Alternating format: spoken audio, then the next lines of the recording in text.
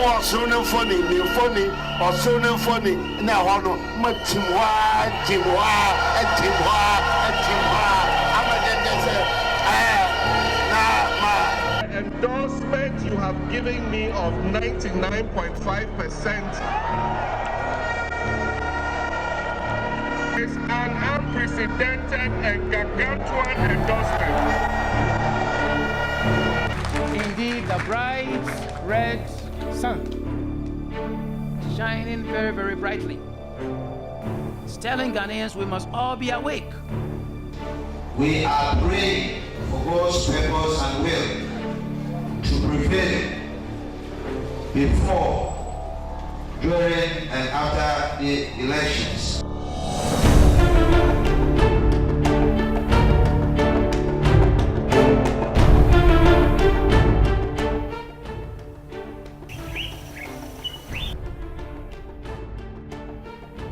She's been hailed as Africa's success story, forerunner of Africa's independence, gifted in natural resources.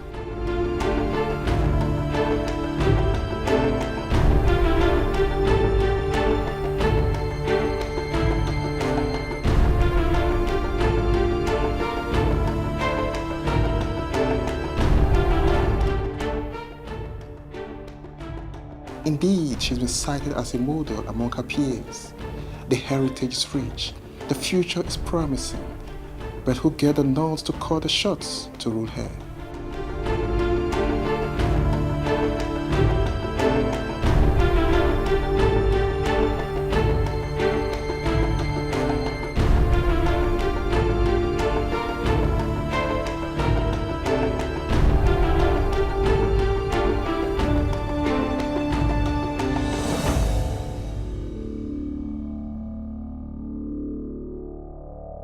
Welcome to Ghana, a peaceful country with over 24 million people.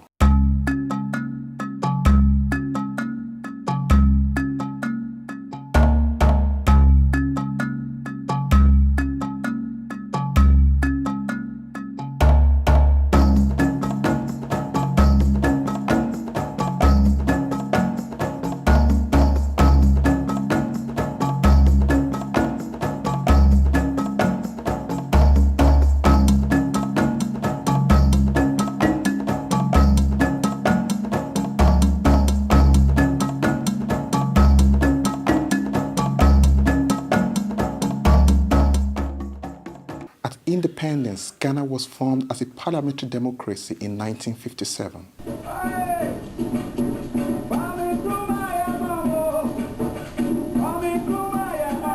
At long last, the battle has ended. There is a new African in the world. That new African is ready to fight his own battle and show that after all, the black man is capable of managing his own affairs. Freedom! Freedom! Freedom! God bless you. Subsequent transition alternated between military and civilian governments until 1992, when democracy was once again restored and elections were held, with the formation of two stalwart parties, National Democratic Congress, NDC, and the New Patriotic Party, NPP. Then military head of state, Jessegeorge Rawlings, led the NDC to presidency for 2 terms and handed over to the opposition NPP in 2001. For 20 years now, Ghana has gone to the polls every 4 years. In 1992, 1996, 2000, 2004, and 2008. There's hardly a government that could sufficiently satisfy the needs of the people. Well, the people have the mandate to change government every 4 years. The baton has gone from ex-President Jessegeorge Rawlings to John Kufuor, to John Evans Atta Mills, to President John Mahama. Before now, Ghanaians have voted based on party affiliations.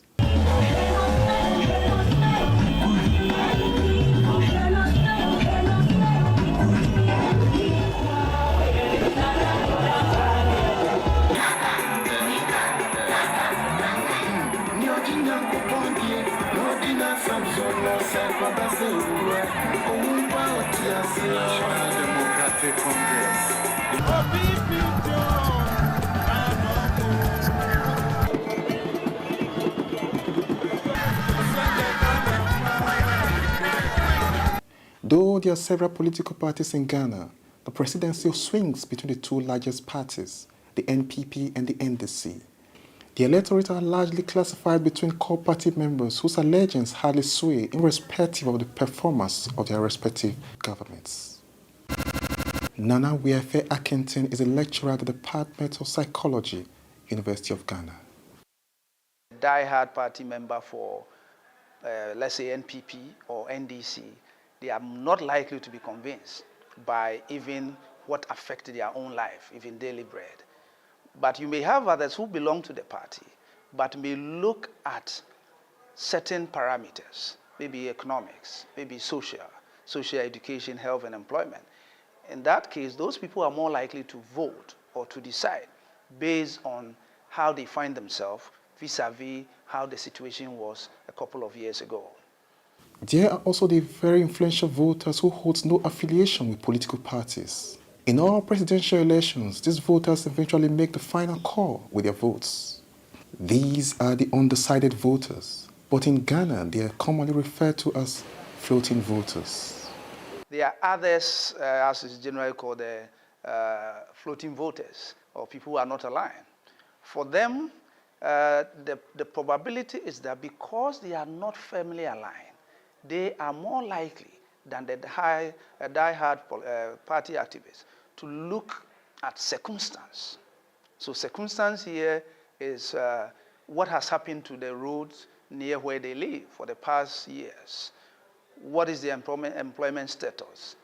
What is their salary? What they earned yesterday vis-a-vis what they earn today? Can they buy the same thing?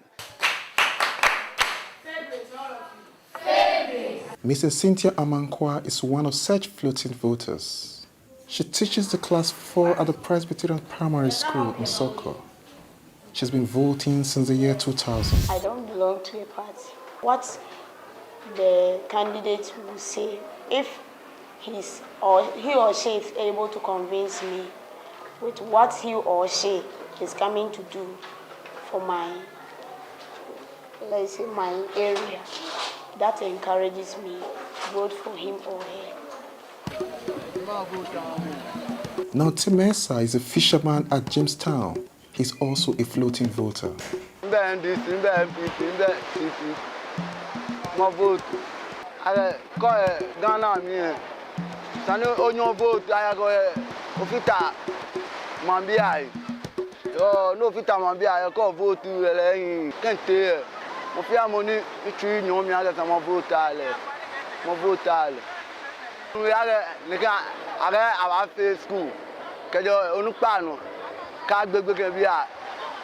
Free education.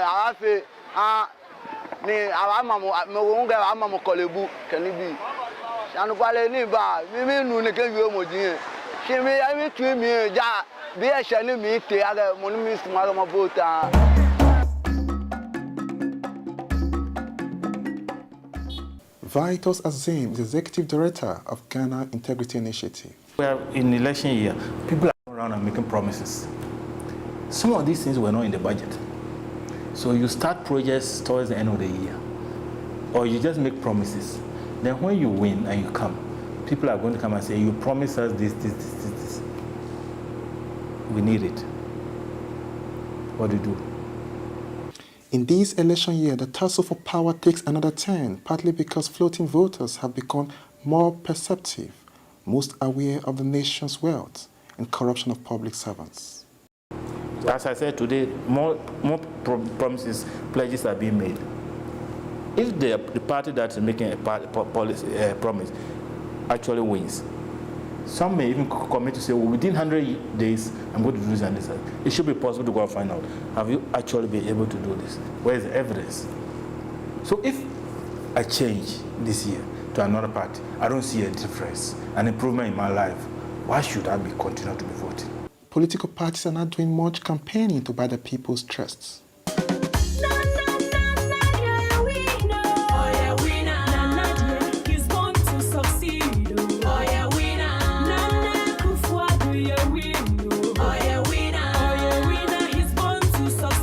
Fully committed.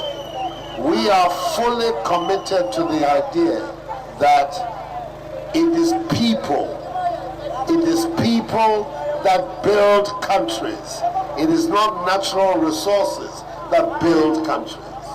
National Democratic Congress, unity, stability, and development. In the 4 years we've been in power, we have laid the foundation for the takeoff and transformation of this country. PPP, we go put money for your pocket. December 7th, you are going to vote for your future. For your future. Now look at all the roads here. Look at all the terrible roads. On December 7th, vote so that you can get very, very good roads. July 24, 2012, President John Evans Atta Mills dies.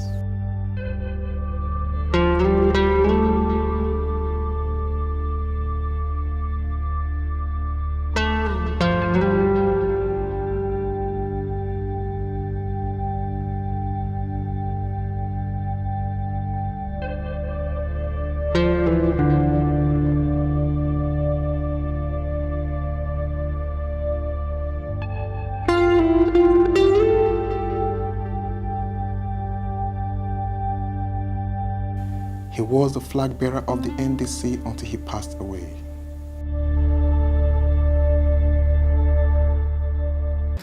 I, John Dramani Mahama. Vice President John Dramani Mahama was immediately sworn in on that same day as the new president of Ghana.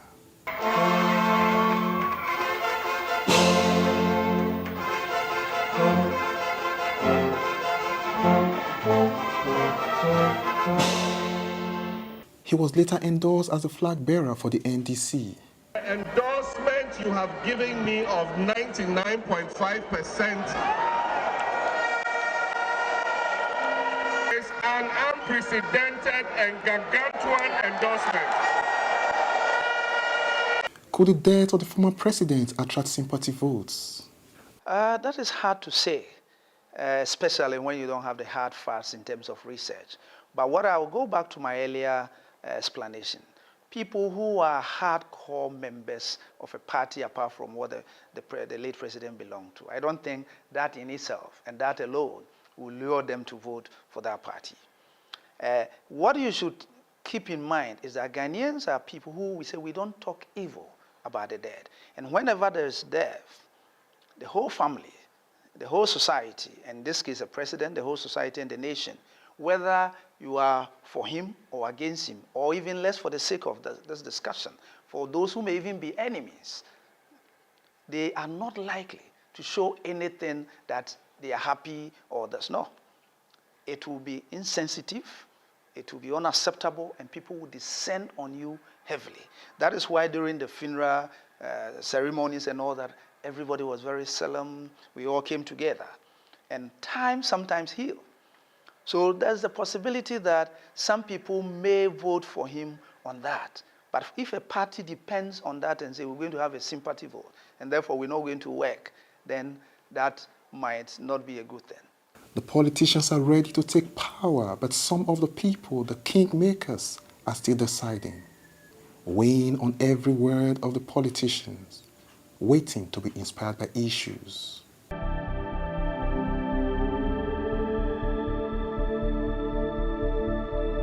I'm going to vote for somebody that will favor the youth, whose policies favor the youth. Are these campaign adverts adequate to convince the people for their votes? It is not adequate, but it is the instrument that they are using to persuade you for your vote. Now, for those that have been in power before, you will look at their track record. NPP has been in power for 8 years. NDC has been in power for almost 12 years. You look at their track record. The manifestos that they used to win the elections, prior elections, how much of it were implemented? If a little of it was implemented, what makes you think that now they are going to be different? Because it's beginning to be like, oh, if it's not NDC, it is NPP. So they are becoming self-complacent. And I think that we need a third force to act as a check on these two big parties. Electorate who are more informed and more insightful, are going to look at not only this, but the credibility of the people who are telling them what they will do. And that credibility will come from what those people have done in the past. And indeed, for the two major parties, they've all had the opportunity of running the country, at least in recent times. So most electorate will look at when this group came, what did they do, what did they say, and which percentage were they able to achieve. And based on that, then I can say that if I vote for them, then they are likely to fulfill the greater proportion of the promise they make, and therefore I'll do. Free SHS now, they ban. I want them to continue and finish with the Better Ghana agenda. National Commission for Civic Education, NCCE, a public agency concerned with educating the public on national issues, carried out a survey entitled Election 2012, Matters of Concern to the Ghanaian Voter. What is I? So what is the value for parents? Education comes up as an area where the government needs to concentrate. What are the politicians saying? Honorable Nana Akomeah is a member of Parliament and the Communication Director of the NPP.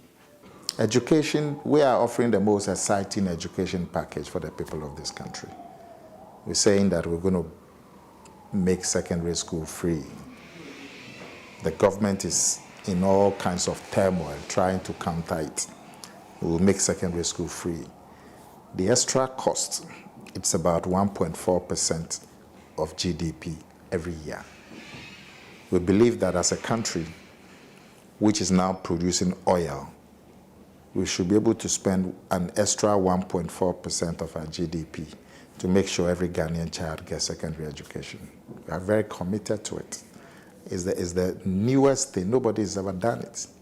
We will do it. Ghanaians are excited about it. The government is spending all its time trying to counter it. How you can counter a good idea, I don't know.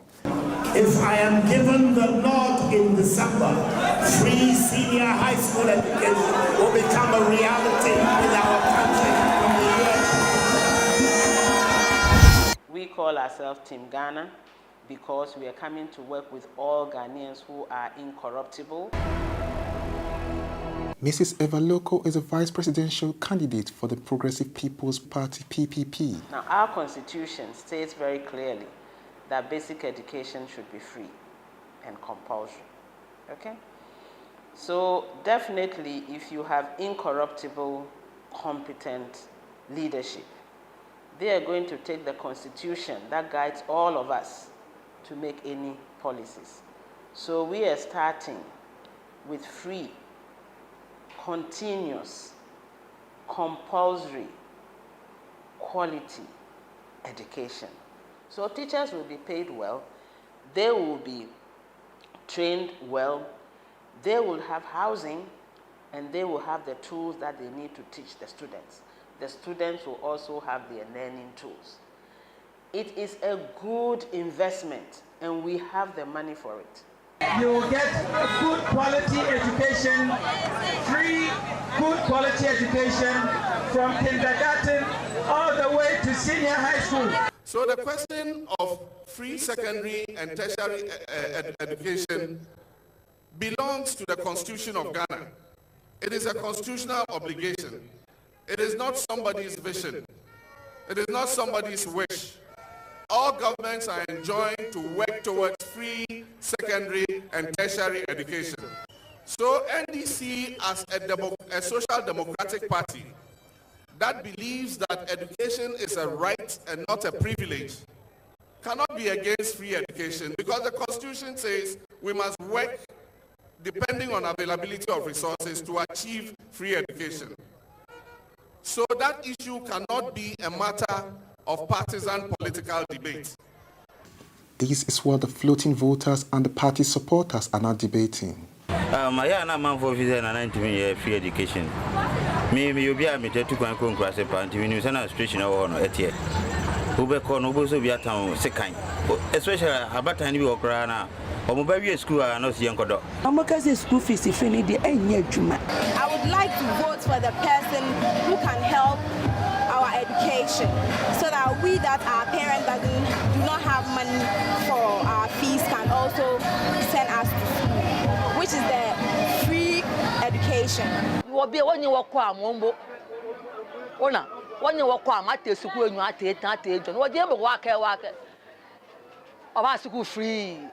Time. A small constituency in Brong-Ahafo region could not vote during the normal runoff elections on December 28, 2008.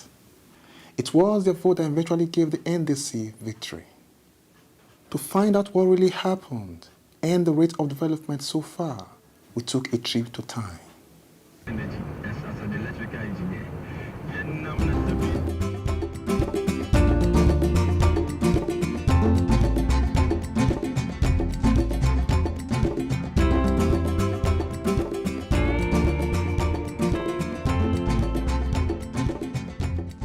Last 4 years, what I know was that the time people were saying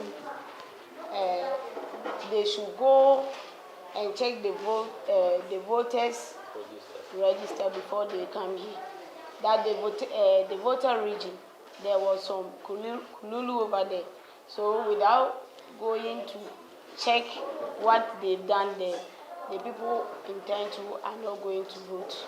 That is why they didn't vote during the second period. The only thing I know is during the voting time, there was some misunderstanding between the two parties, NDC and MPP. But at long run, everything went on successfully. How well have they been reaping the dividends of democracy?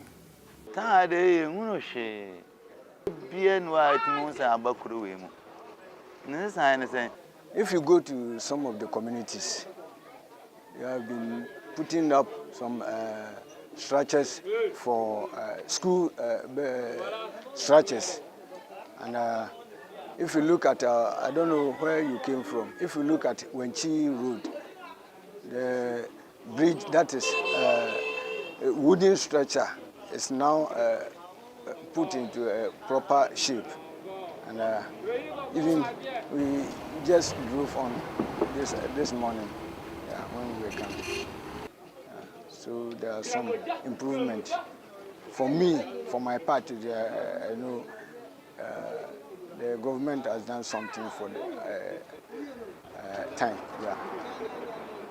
So the major issue here is poverty. It's only poverty that is killing us. And it is only poverty that has bring a lot of the teenage to enter into bad habits. Coming back to the country's capital, as campaign continues, with all party supporters throwing their weight behind the candidates of their choice, health becomes a topical issue. Nowadays, the health insurance, if you have the health insurance card, you go to the hospital, they don't take care of you again. If they even take care of you, all the drugs that they will prescribe for you, they will write for you to go and buy it. If you have money, you'll get it at the pharmacy there. But if you don't have money, they will prescribe it to you to go outside. There is no drugs at there. Listen, so indirectly, the card is not working again. So we want to vote for somebody that will come and then strengthen the system again, so that the poor people can also be guaranteed with the health care that we were guaranteed at first. Because of the reason why with the health insurance was good is that the cash and carry, it's not anybody that can pay for the health insurance, the money. If you don't have the money to pay upfront, the doctors will look at you and you will die. These are the causes of death, so many deaths. That's why the former administration instituted. But now it's like everything is going wayward. I will vote based on the health care in our country, because of late, when you are sick and then you go to the hospital, if you don't have money, and then if you don't have money, they don't take proper care of you. Here you are going to school. Because of malaria, you can't go. Because of malaria, the teacher may not be able to go or will not go. because of cholera, same, because of all these preventable diseases, we lose productivity and we lose people's learning because they are sick. So you cannot have good policies for education and jobs without having a good policy for health. Therefore, we looked at everything and we said, yes, you might fall sick. There are structures and things that we will enhance them. But our focus is going to be on preventable healthcare. The NPP government introduced the National Health Insurance Scheme, NHIS, during President Kufuor's regime, whereby Ghanaians signed up and were treated. Nana Akomeah believes the NPP will restructure the NHIS. Today, the National Health Insurance is in serious trouble, mainly because the reimbursement of the providers, the clinics, the hospitals, polyclinics, and so on, the reimbursement delays. The law or the regulation provides that there should be transfers or reimbursement should be done within 3 months.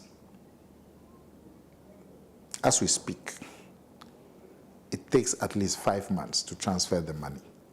So when the hospitals have provided service and 3 months they are not getting their money, you take the card, they throw it away.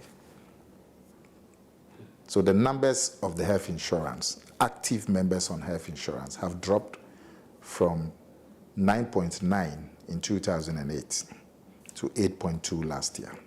That shows you that people are losing confidence in the scheme. The biggest problem is the gap between when the service is provided and the payment. And that's a function of the government. The financing of the health insurance has all been laid out, 2.5% of VAT. So the efficiency of the collection, the efficiency of vetting the claims from the hospitals and the clinics and transferring the money, that efficiency is what is delaying the reimbursement. So 5 months, you haven't gotten your money. You would not keep treating people for free.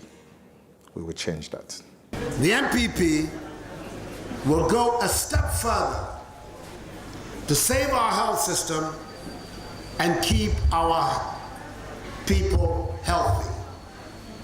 We will offer all children free access to the NHIS.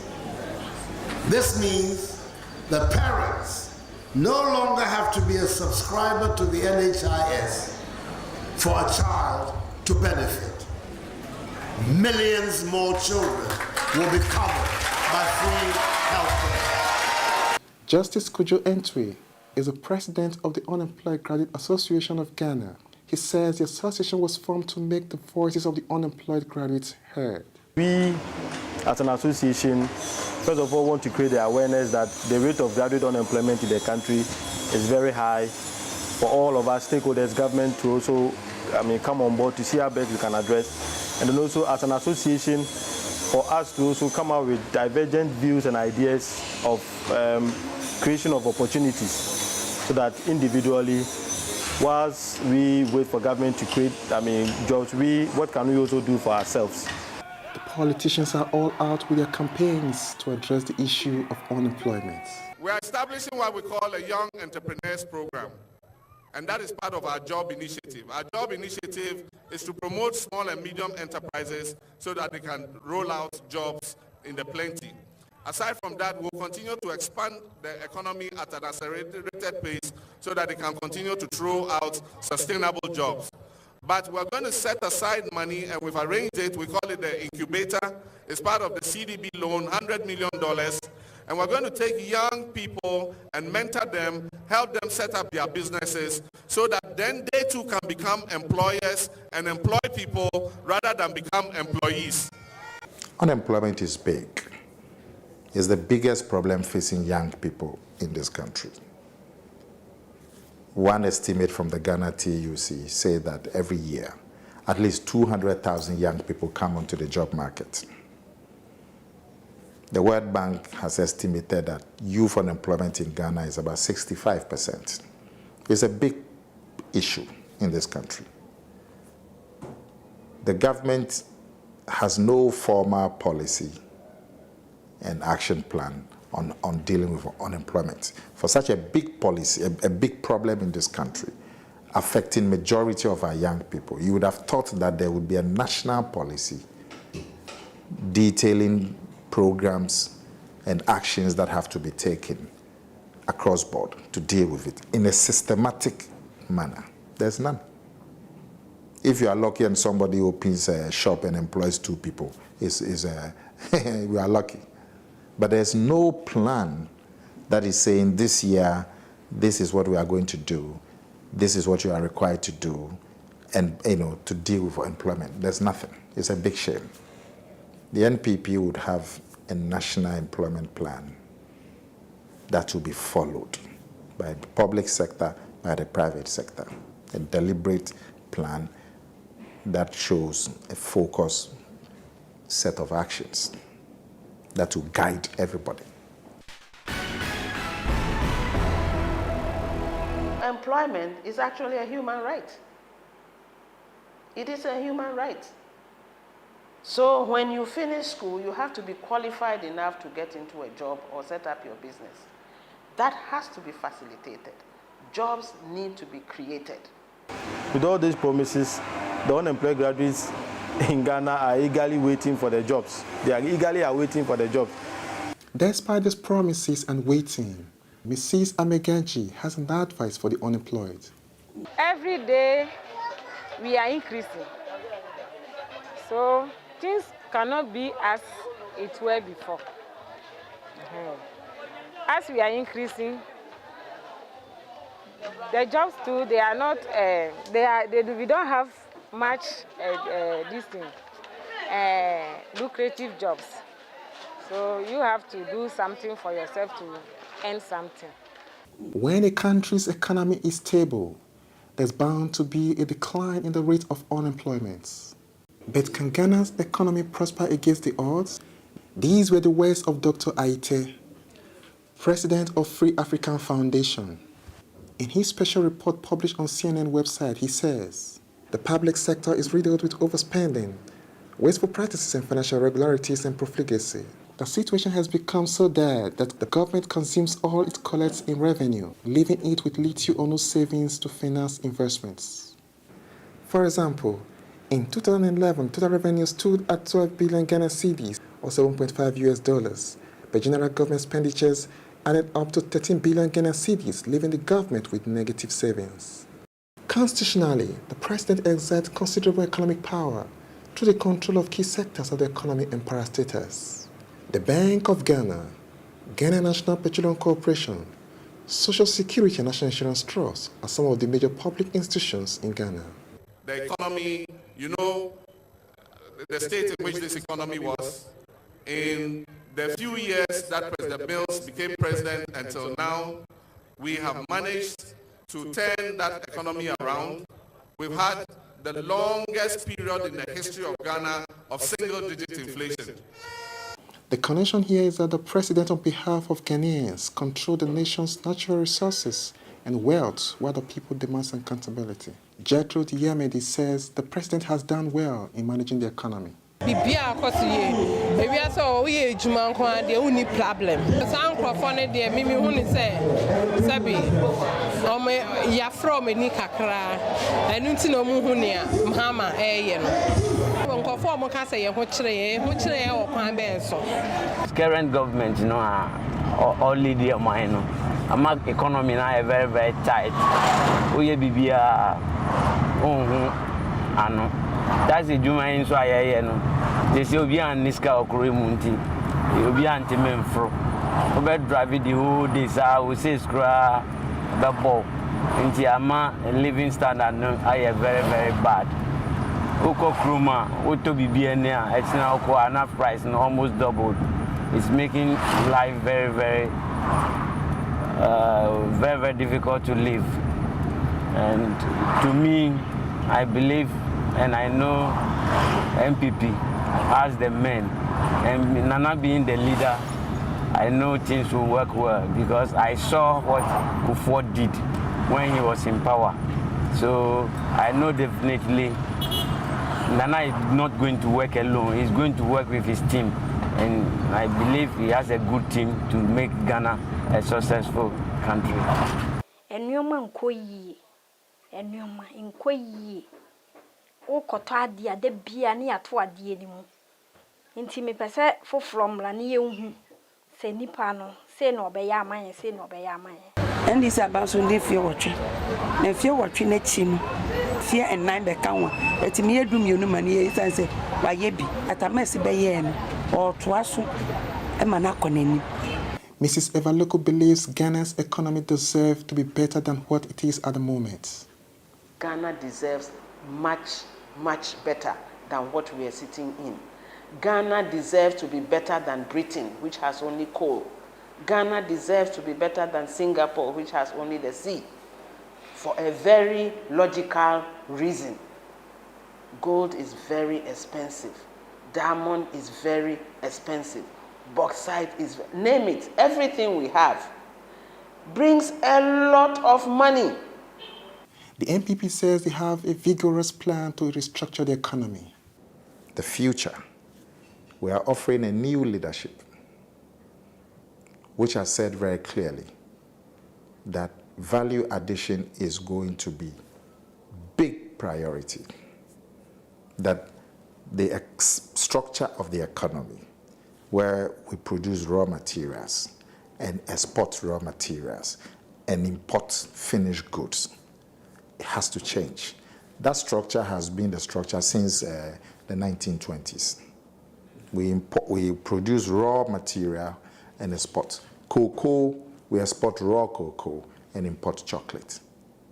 Even with the oil, we are exporting the crude oil and importing finished petrol. When we have an oil refinery, I mean, if you took a loan and made sure that the oil refinery is able to process the oil, you are digging the crude oil and you are still exporting it raw and you are importing petrol. We have to change that. It takes leadership that is committed to it.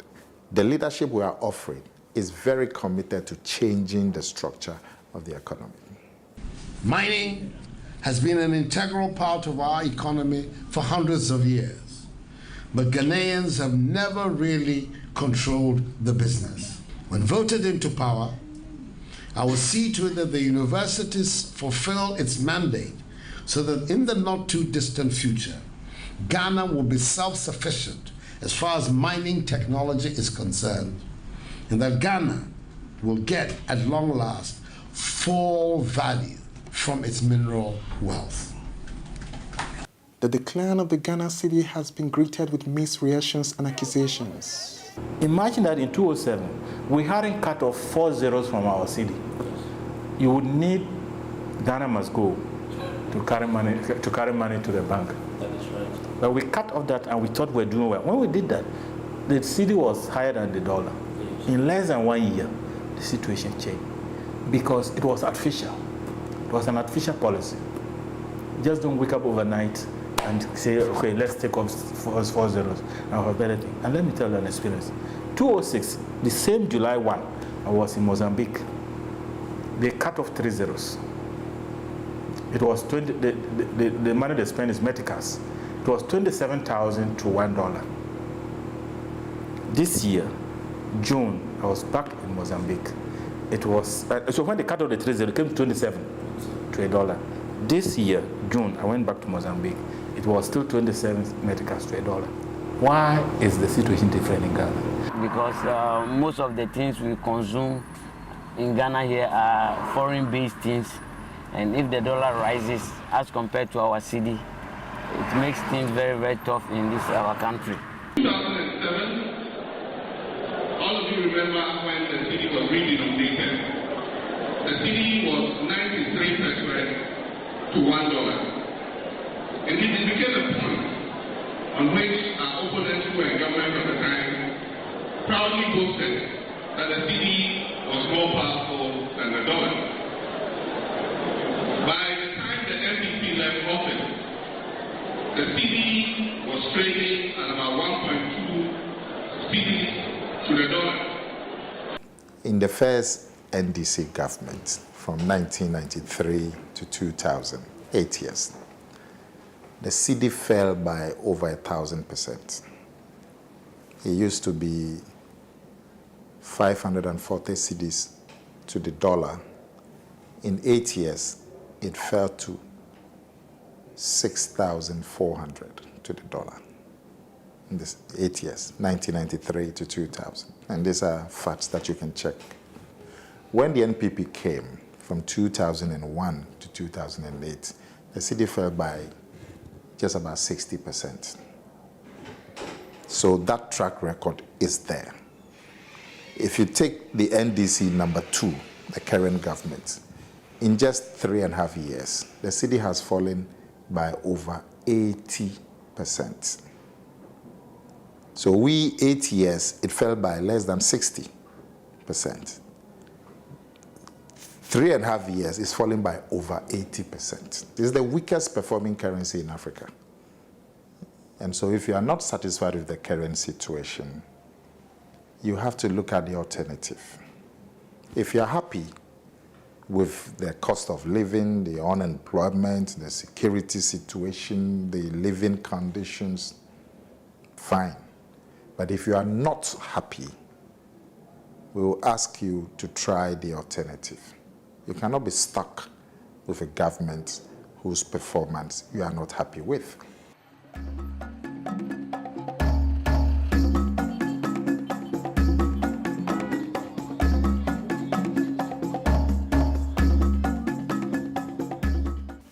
The future of Ghana is pregnant with great opportunities, but these can only be impeded in an atmosphere of corruption.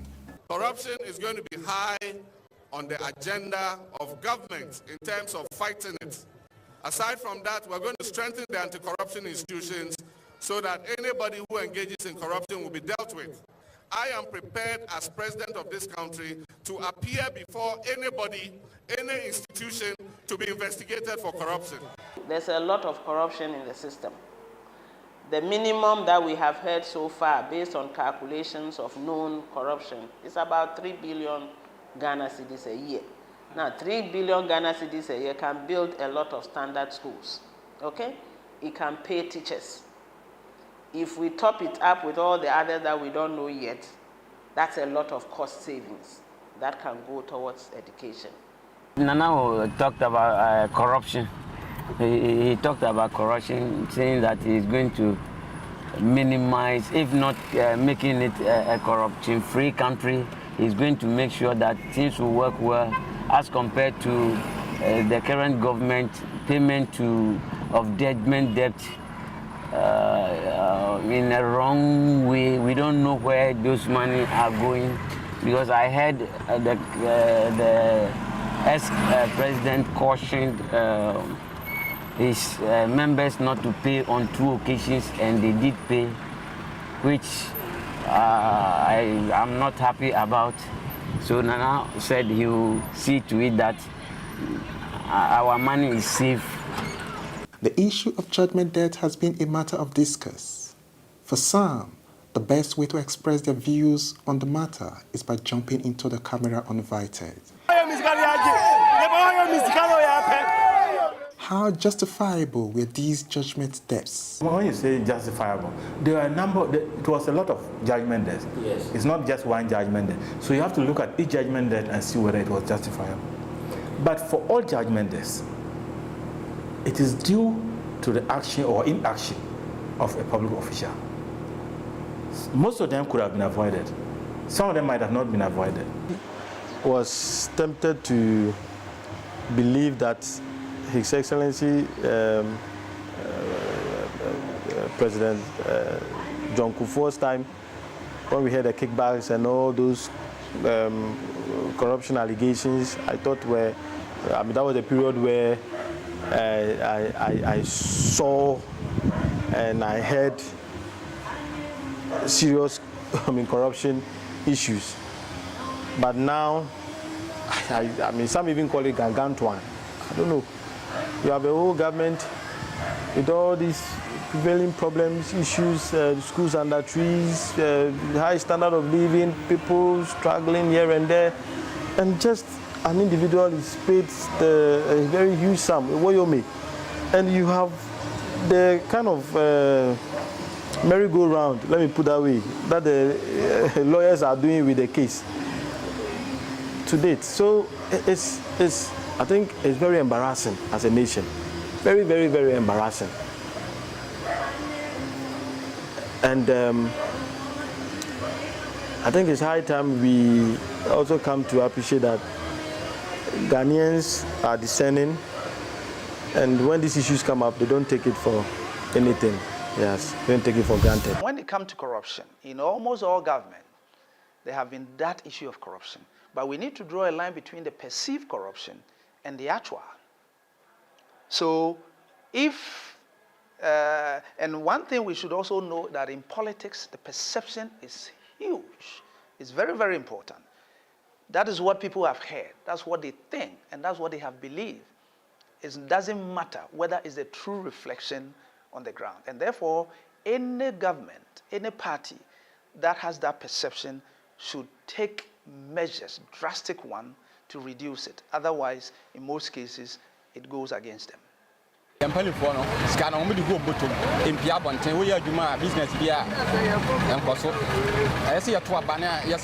some, corruption can be defined in different terms. But what is the cost of corruption? The cost of corruption, some people have given estimates in monetary terms, but we have not been able to come out with any estimates in monetary terms. But just look at it in a practical way. You award a contract that is supposed to cost 100 million cedis to a contractor. Before you award that contract, you have already taken 10 million cedis from the contractor, which means that the contractor has 90 million cedis to do the job. So the contractor goes to do the job with the 90 million. He expects, let's say, 20% profit. That brings it down to about 70 million to do the job. As he's doing the job, you, the one who awarded the contract, is not the one supervising the job.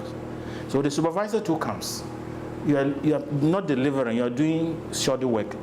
So you take another 10 million and give to the engineers, the supervisors. So at the end of the day, you do a bad job. One, if the money is got from a loan, we are going to pay, maybe take 10 years, 20 years to pay that loan. Meanwhile, we will not benefit from the use of that road for 10 years. There will be potholes developing, accidents will occur, people will die, vehicles will be bent. This is the cost of corruption. If we walk out of this room, I can go and show you underdevelopment within 2 minutes walk. The Electoral Commission EC is the body set up by government responsible for conducting elections in Ghana. Is the EC truly independent? Are they in the pocket of the government? If I tell you yes, you ask me for evidence. I don't have any evidence. But we are not happy with a lot of the actions that have been taken by the EC. But we hope that they don't take actions that will seriously jeopardize our democracy. You see, I have no evidence to say that the EC is in the pocket of the government or the government is in the pocket of the EC. You see, these things, to some extent, are not important at this point because we all have access to the EC, and if you see that something is going wrong, you have to stand up and speak out for it. Speak up against it, rather. You don't have to. There are structures to make sure that the EC is transparent. Use those structures. Yes, if the government is trying to direct the EC, it has to stop because the government has no right to tell the EC what to do. And if the EC is kowtowing to government, then the EC better sit up because it will show. And people will not stand for it. We definitely will not stand for it. If we see anything going wrong, we are going to speak up. The various political parties are now promising to pass the Freedom of Information Bill if elected into power. We're going to push through the Freedom of Information Bill and make sure that it is passed by Parliament. This is a bill that needs to go out. This is a bill that needs to be passed, and we will pass it the fastest way possible. We will look at it. We will let people that we feel can advise us, we will let them look at it. You just don't go and say, okay, it's been lying there for too long, pass it. No, we will review it. When we see that it's ready to go and that there's no reason why it should be sitting there, we are passing it. If it needs to be corrected in some places, that correction will be done and it will be passed. There's no need to have such an important bill just hanging around, you know, and paying lip service. It will be passed. It should be passed. It should have been passed. We will pass it. If it's still hanging, it will drop. The government has had 4 years. It hasn't managed to pass it. NPP, the first NPP, 8 years, we didn't pass it. These people said when they come, they will pass it. They have 4 years. They haven't passed it. There's a new leadership coming. We promise that we'll pass it. As campaign heats up, the credibility of the various presidential candidates will inspire the electorate to use their terms to vote for the next president of Ghana.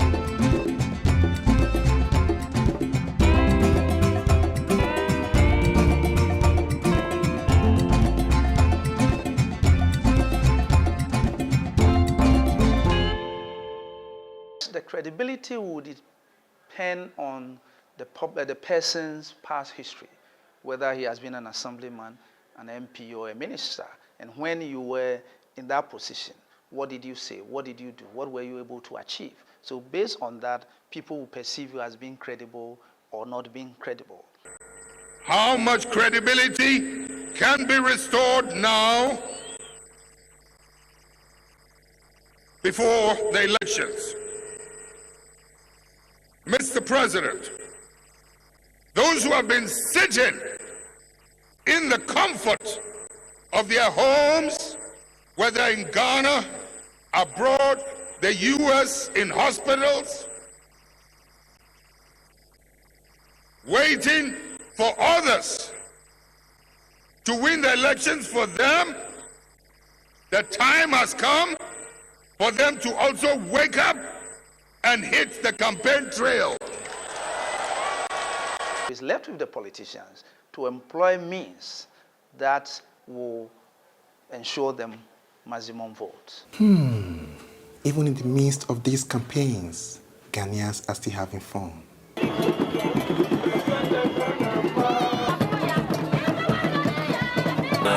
Democratic Congress, unity.